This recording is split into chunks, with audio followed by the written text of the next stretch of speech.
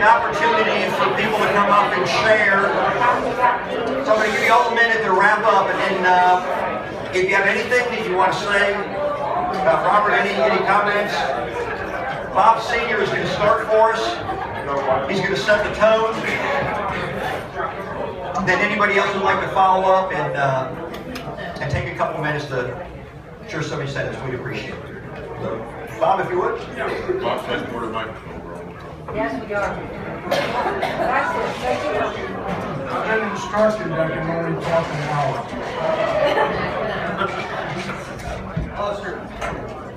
Can you? Okay, I'll get closer. As I say, I've been instructed that I can only speak an hour because there are other people who won't speak. But I did, I've heard so many good stories about Bob today, and in the last few days in particular, as we've been reminiscing about him. And everyone has a favorite story, and I have one that I want to share, and it's the only one I'll share of hundreds. Obviously, he was clever in his speech, and one of the things that we did not learn, I'm a slow learner, I didn't learn for quite a while, is that you really have to be precise with him. And now let me explain what I'm talking about. He was living with me in New Jersey when he went off to college. And I insisted that he go to take a year of college overseas. I thought he needed the training. His older sister had some college in Barcelona. So he went to Lugano, Switzerland. Being concerned, with him that far away, I gave him one of my gold American Express cards. Yes, right. I have to say, I didn't always get it right. I know that he had a good time because I paid his bills. Zermatt, I never did figure out what it was. Herbier, does that ring a bell to anyone? As his time to finish his session there was coming to a close, I said, when you get back, Bob, you're going to be interviewing for a job. So while you're in Europe, take the Gold American Express card and go down and buy yourself a nice suit. So you'll have a nice European color suit. That way you'll have something really nice to wear when you get back. So a couple of weeks later, we're talking, and hey, Bob, did you buy that suit? Yeah, I forgot to tell you, Dad. Yeah, I bought the suit. Well, tell me about it. Oh, you like it, Dad? It's black, it's got red stripes, pencil. Oh, it's great. Look forward to seeing you when you get home. So he comes home a month or so later and has forgotten about it. So one night, sitting around saying, by the way, I haven't seen that suit. Oh, let me show it to you, Dad. So he does, and he comes back, and sure enough, it was a black suit with a red stripe. It's called a ski suit. I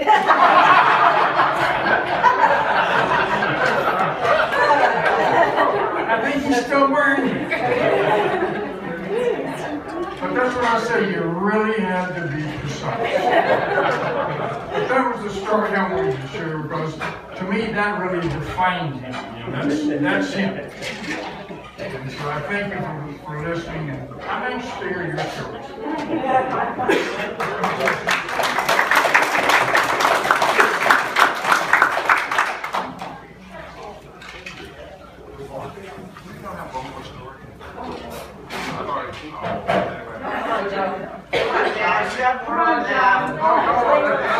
Someone else. Okay, Chris Russell. Mine are censored. So we are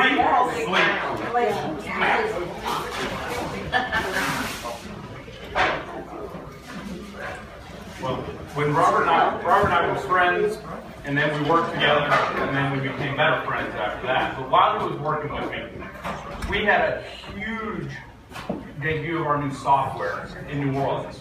We had a huge 40-foot by 40-foot booth in the convention center with about 30,000 people there. So the first thing Robert said is, you know, we need really some people to help draw crowds in. So who did we get? Who did he help negotiate to get? He got Miss New Orleans and her court to get around the booth and bring people in. And then we got a crowd in, and people. We had this huge video going that all of his friends, Eric Lugris and stuff, put together with these backgrounds that were running this demonstration of our software, and it had this beat that was dun dun dun dun, and we swear we heard that beat for the next 2 years. But he said, "Well, what are we going to do as a presentation?" I said, "Bob, we have the dancing chicken." He goes, "What do you mean?" We handed him a microphone and said, "Get on stage." The next thing you know, IBM booth that was down on the other side had 5 or 6 people at it, and we had 30 deep all the way around our booth with Robert up with a little microphone telling everybody about our software and how it was going to revolutionize e-commerce and all that. And we had, most times when you go to a trade show, you bring home, if it's a really good trade show, you know, you get 100, 200 leads out of it. We had 1,700 3-page questionnaires filled out by people all over the country. So that's kind of that was the level that he was evangelizing for everything he ever did. And he brought crowds to the table.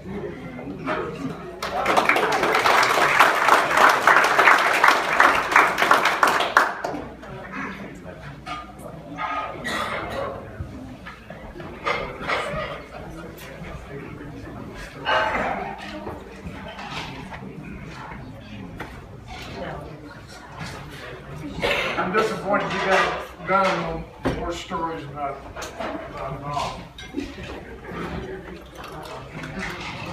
I'll share one more. I promise a little more after that, but I'd like to hear some of yours.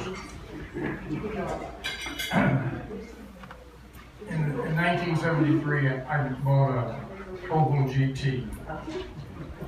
And it was my car that I had been wanting for a long, long time. And kept it until, frankly, just a few years ago, and I had to sell it because Lorraine wouldn't leave her car outside. One car in the garage. We had a 2-car garage. She wouldn't leave hers out. But all of the kids, Deborah and Robin and Bob, wrecked the car. Poor Opal was always hit. One day we were working on it, and something was wrong, so I was trying to make sure that Bob knew how to work on the car. So we were in the garage doing something, and that car had a perennial problem with the ignition switch. You couldn't turn on the starter with the key. So I had put in an extra button, starter button, so you could really start the car. So I was standing beside the little car, this tall, and working, and I said to Bob, "Okay, see if it'll start." Car was in gear, and he ran over my foot.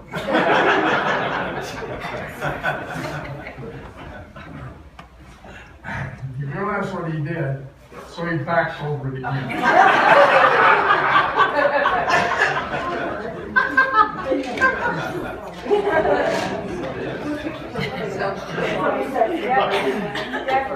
That's why you walk like that, right?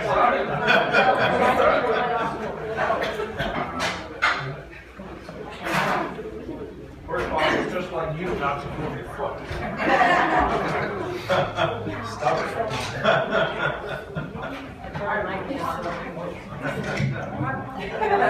I'm so used to this.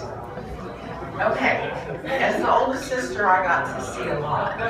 Closer, Brad. As the oldest sister, I got to see a lot. You know, because I was 10 when Bobby was born. I have said half his life, oh, I have raised you. Well, there's the story. Bobby got fed up. I don't even know what. Dinner. Yeah. Oh. He didn't get dessert. Because he wouldn't eat Because he was something. so slow. Yeah.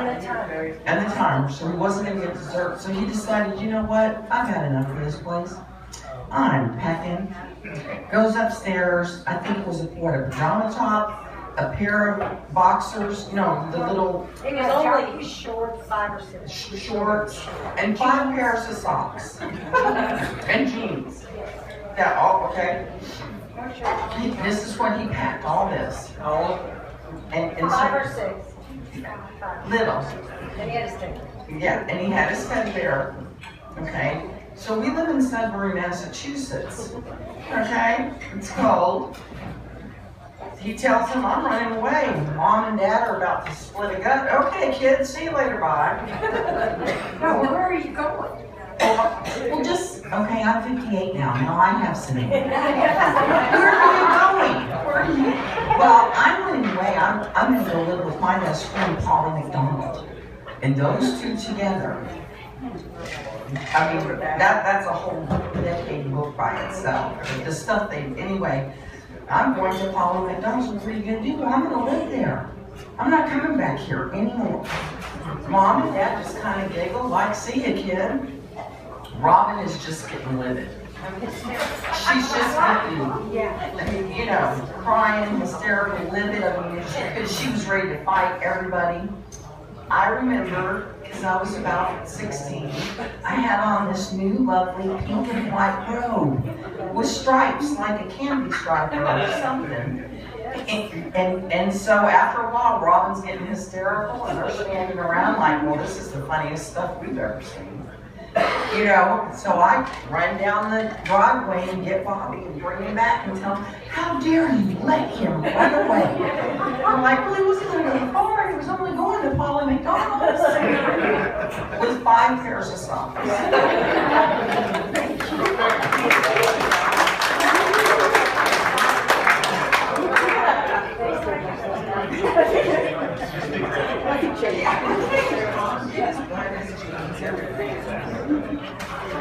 Okay, Robin, somebody else. Come on, let's get with the program. This is the Bobby hour. I mean, pick one, anyone. Alright, about the fire. What? Oh, I'm not telling you. Okay, so everybody knows that my brother, Con, anybody gets get closer. So I think, I was driving, and it goes back to Earl. So I was probably 16, I guess, so Bobby was 11, and he wanted money. So he decided he was going to get a paper route. This was in Denver, yes, and he wanted the paper route, but Bobby didn't do the paper route without a car or me.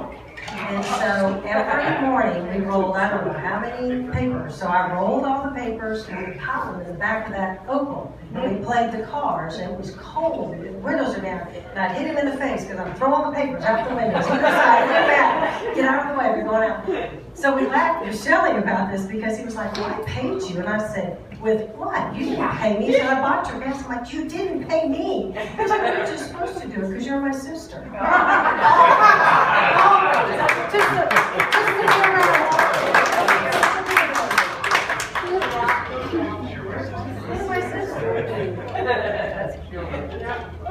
Mom, tell the granny cabinet. Oh, yeah, Mom.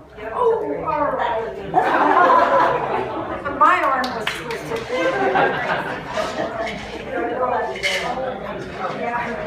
You could have stayed in your seat. I don't think you need mine.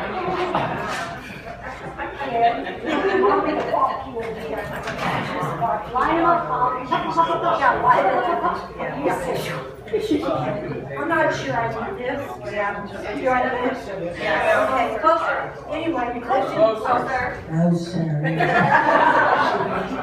Anyway, we lived in Oklahoma, and I think Rob Francis and I were out of the country or something, and my mother, Aunt Chris, was taking care of the children, and we had this old-timey china closet, the one that had the claws on the front, and the original glass in it with the bubbles and all of that jazz, and I mean, it was dangerous. And Bobby says to Granny, yoo-hoo! Oh, yes, we lived in a Spanish-style house, and the kitchen had this, and you had this arch window. Look through the arch window down the hall of the family. Okay, so Angie hears this little voice say, yoo-hoo! Granny! Granny says, yes. He says, come find me. Come find me. So Aunt Chris says, okay, I'm coming, Bobby. And she's at the back of the kitchen. She walks up toward the front where that arched window is, and she looks through it. And there is my darling son in the bottom of the china cabinet with all of the glass doors, curved glass walls, and he's all snuggled up like this and grinning. Oh, I am so cute. And he says, hi, Granny. She says, hi, Bobby. Found you. And he's just grinning, and she walks around that. Daintily opens that glass door. Daintily pulls him out. And then proceeds to blister his back.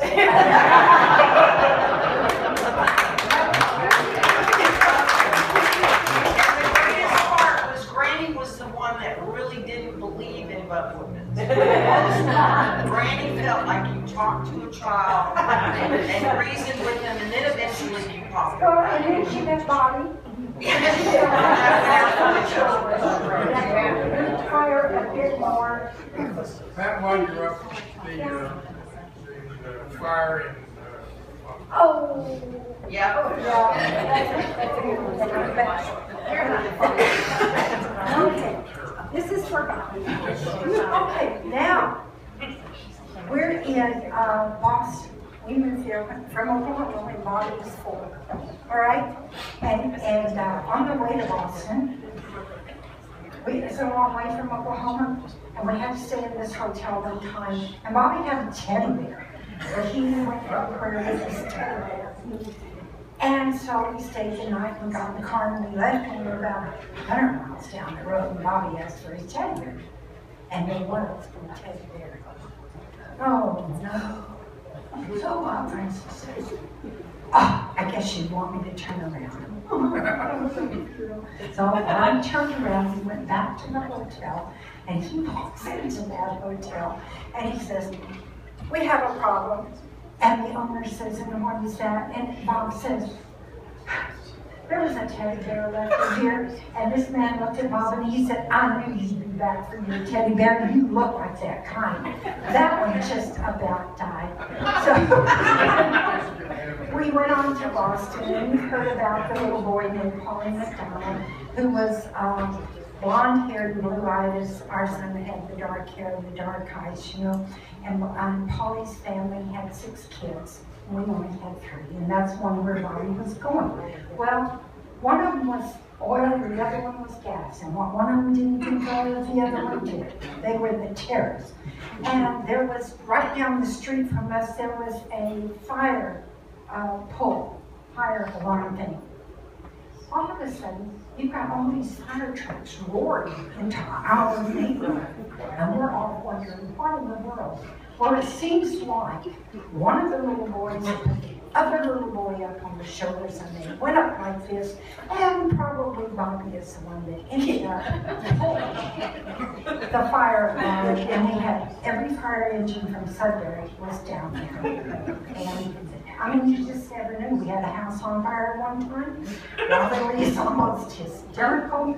And so was I, because we couldn't find Bobby or Polly or half the other little boys. Okay? And it seemed like one little boy had set his garage attic on fire.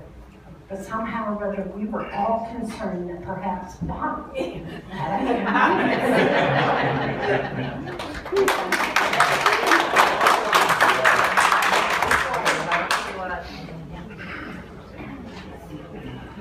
Okay, I got one. And it's only because Bob Sr. shared the story about the red ski suit. It kind of took me back to some vacations where he wore that red ski suit. good thing. So he's going to be the red hat for a long time. So picture this. I mean, when you're good friends and you go on vacation together. Big Sky, Montana. Beautiful snow. On our trips to Big Sky, I think there were 2 of them, we managed to hit a deer leaving the airport. Okay. I locked the keys in the car, probably 100 miles from the nearest locksmith, because I was trying to warm it up. And yeah, there was snowmobile situations. But the best time on a snowmobile, thanks to Uncle Clinton shutting down the government, was at the largest national park, where Old Faithful lives, right? And since it was shut down and we had snowmobiles and there was no rangers or anybody in the park, we decided to go where we wanted to go. I don't know if we really got lost because we were having so much fun. We found, but it was to the point where I was following him hoping he knew where he was going. I was trying to keep up because we like to drive fast, whether it be boats, motorcycles, cars, snowmobiles now. And what I remember most now is the smile on his face because we were like kids in a candy store. We could do anything we wanted in restricted areas. And no one was going to do anything about it. So I still see that smile today. And I was reminded of that red suit.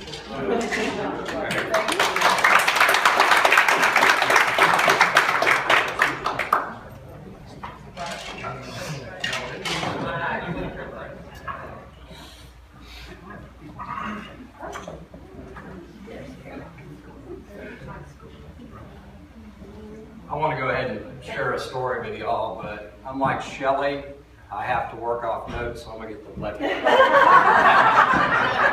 Some of us prepare, some of us wing it. That's right. I just want you to know, every once in a while, I get the honor and privilege of being worship leader for the service. And when I do, I always look for Shelley's smiling face. It just gives me a huge lift when I do it. But anyway, something that Robert and I had in common is we're both Z-car enthusiasts. And let's see, last year about this time, he told me about this thing called the Z-car Nationals. And I said, well, I don't know what that is. And he goes, well, why don't you come with me? I said, sure, okay, no problem. So in about 6 months, in October, it was time to go to Z-car Nationals. So I called him up a couple days beforehand and said, Robert, you still have to go? And he goes, sure. And he goes, but I got rail. So I started thinking, how's that going to work? Z-car's only got 2 seats, right? So anyway, I went ahead and decided, well, I've got a couple Z-cars, so I'll just take my yellow Z-car, and since you're taking your son, I'm going to go ahead and invite my son. So anyway, it worked out, and the day came, and we went ahead and we met in the morning, and we took off, and we got down to I-285, and this is on a Saturday, and they had road construction going on, and there was only 1 lane open. It was a total mess. So I called Robert, and he was a little bit behind me, and I said, Robert, we need to get off this road if we're ever going to make it down there. So Robert says, oh, no problem, just get off at the next exit, and we'll take the back roads. Well, I'm in a 72 Z-car. I got no GPS. I don't know where I'm at. I don't go to the south side of Atlanta. So anyway, Robert says, oh, I know, just follow me. So, yeah, just follow me, right in the ditch, right? So anyway, Robert went ahead and he took the lead, and I was following him. And, of course, we have 2 Z-cars, and he's all proud of his new Z, and I've got an older Z. And we've always sparred a little bit about it. And so we're going down, we're horsing down the road a little bit, we're having fun, I'm doing my car a little bit and he's doing his, and it's kind of an old, versus new thing. And so anyway, we were showing off, and we were both kind of seeing what each other's car could do. So eventually, it worked out where I ended up following him. Well, mainly because I wanted it that way. So as we got further and further away from the city and out of the suburbs, we got on this long, long highway, and we started getting into rural country. It was absolutely beautiful. It was gorgeous. And I looked over and I saw this rolling green hills and this beautiful barn, and there was a pond with like a fog above it. It was absolutely gorgeous. And my son looks at that and goes, wow, he goes, look at that, that's beautiful. And so when he said that, I said, son, that's some of God's handiwork. And usually when I mention the word God to any of my children, that's the end of the conversation, right there. But that day, something very miraculous happened. And we ended up having a conversation about God. And it was weird. So here we are on the back road, in a Z car, trying to get somewhere in a hurry. And we started talking about God, and all of a sudden, everything started slowing down. And it was weird. It was kind of like I got in that zone and just having this wonderful conversation. And then the next thing I know, the phone rang. And it was Robert. And he said, hey, Crouch, something wrong with your car? And I looked up and he was nowhere around. I totally forgot I was following him. So I assured him. I said, oh, nothing's wrong with my car. I'll catch up. So anyway, I hung the phone up, and we're driving along. We're still having a conversation about God. And about 10 minutes passed, and all of a sudden the phone rang again. And I hear, hey, Crouch, that car got a gas pedal? I said, I'm all right. I said, I'll catch up with you. So I caught up with him, and we made it down to I-20, and we made it to the show. And he was in front of me, and the night before, he got online and he tried to register our cars in the show, but he couldn't, there was no availability. He couldn't get us a spot in the show. So he said, we're just going to have to park in the parking lot across the street. We can't, take the cars in the show, but we can go in. So anyway, Robert drove past the attendance gate real slow, and I was behind him, and when I went past the gate, the guy taking tickets ran out, stopped my car, and said, wow, he goes, that's really nice. You want to put your car in the show? I said, yeah, that's great. I said, oh, do you mind if my buddy comes? And Robert's over there getting out of his car in the gravel parking lot, and they're waving him over there. So they let me and Robert in, and that was really cool. And also a side note, so we got in, we got to participate in the show, and they guided my car to the very center of all the old antique cars, and they let Robert park way off somewhere else.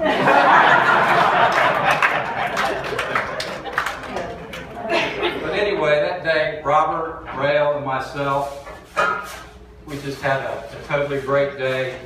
We ate, we drank, and we laughed, and we enjoyed each other's company together. And, I think that this was probably the best day that I had in 2014, besides my wife's birthday. And I just want to thank Robert for that breakthrough experience that I had with my son. And, I owe it all to an invitation that man gave me. And I know that was God working through Robert. Thank you.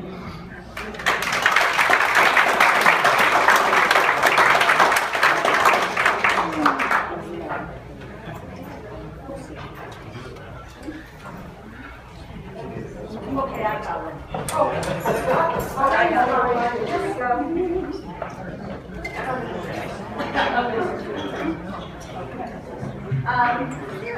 I was very lucky enough to be Bobby's bonus mother. So his father and I moved to Connecticut, to Milford, and Bobby was still going to school in Staten Island. And we've been visiting back and forth, and he was staying with us, you know, weekends, and we'd go drive back home. And I don't know if you all know, but Bobby had this really incredible bad luck of wrecking his cars. His father must have bought him already 3 at that time. And he was still going to school, and his father had this nice job up in, what was the name of that? Middlebury, middle of Connecticut. So I'm at home in Milford, doing my thing, and I get this phone call. And it's Bobby. He says, do you suppose that maybe Dad could lend me some money so I can get you a new car? I said, a new car? And I said, well, why don't you call him and ask him? He says, oh, and you know what? I don't think he ever did call his dad, because his dad would have said, when you can afford one, you can buy anything you want. And he never did call you. I said, call your dad.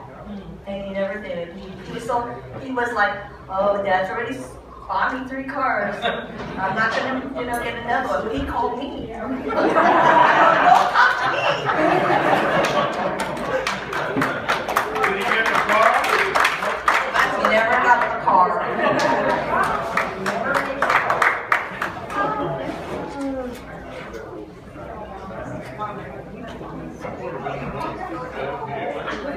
Yeah. There's one.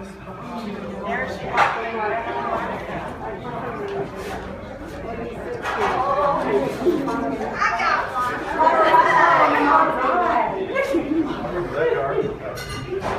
The very first time I ever met Robert was on Thanksgiving.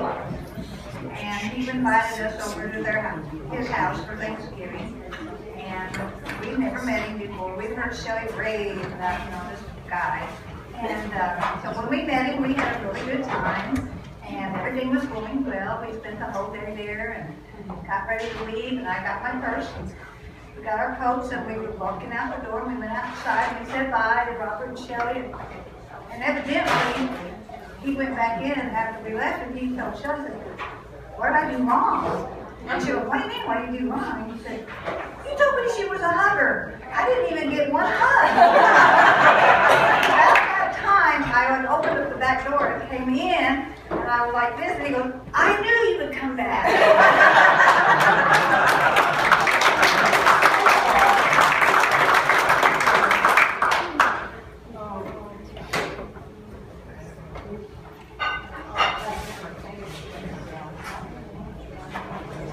Yeah.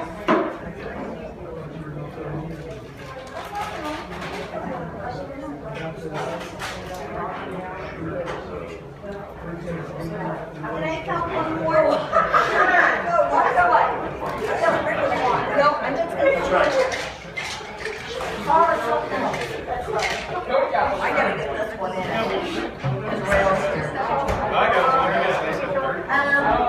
One day when we were living up here in Water Beach, about 15 years ago, Bob was working upstairs in his office. I was downstairs in the kitchen doing my thing, and get a phone call. I looked on caller ID and I noticed it was Bobby.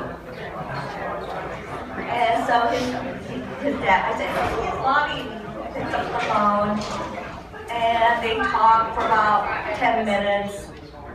And after he gets off the phone, Bob's coming down the stairs, and Bob's got tears running down his face. He's laughing so hard and gasping that he could hardly talk. And I said, what happened? He says, well, and she's like choking. He says, Bobby just wanted to apologize. He said, oh, Dad, I am so sorry. And apparently, Bobby was having a really bad day with Earl. And Bobby says, I just apologize for everything I have ever done. Ever. And it turned out that he had called his mother, and then he called his dad, and then the dad and the mother got together, and they started rolling on the floor. Ah, this is justice.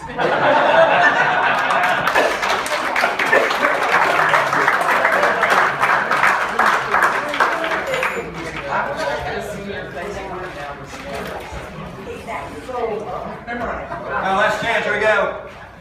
Is that it? Are you going to tell stories now? Yeah, now it's time to tell stories. No. Oh, me? You're the one from mine. Actually, Craig Krause made the comment that there's an awesome group of photos here. He said, you notice that even through his treatment, through everything that he was dealing with, Robert, he's always smiling. Always smiling. Which always raises the question then, so why? Make us stop and do that. And that was really his spirit, his attitude, regardless of what he went through. And so last week, when we sort of rushed down, we had a little group that got down to Pensacola, and we got there together, and Shelley told Robert, he really couldn't talk very much. He could speak a little bit, but everything was a struggle. And she said, hey, Pastor Glenn is here. I said, oh, Pastor Glenn. Where is McGrayer and where is Crouch? Oh, that was beautiful. So it's sort of the end of this topic. This is not the end of the stories. I mean, we'll be spending a lot, and to be honest, I think it's going to take me a while, not only for this to sort of digest, but to reflect on everything that's unfolded, and the Lord will continue to reveal things that we have seen of these last days and weeks and months, because that's how the Lord works. And so there's going to be a lot more times that we will share, and we will remember, and we'll be blessed by what Robert has meant to all of us. So well, let's go ahead and stand. I've asked the kitchen to stop for a second. Let's come out here. Let's have a closing prayer together.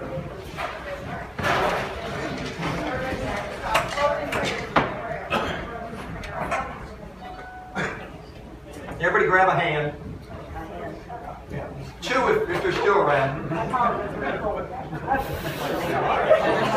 Yeah, it really doesn't need to be a circle. It's a little big circle. All right, let's pray. Lord, we do just give you thanks. We thank you for the laughter. We thank you for the joy. We thank you for the smile on Robert's face that is a constant reminder to us of what just lit his heart up, his family, his friends, his wife, and especially his God. And Lord, we just pray that that spirit would go with us, that you promise us that the fruit of your spirit is first love and then joy.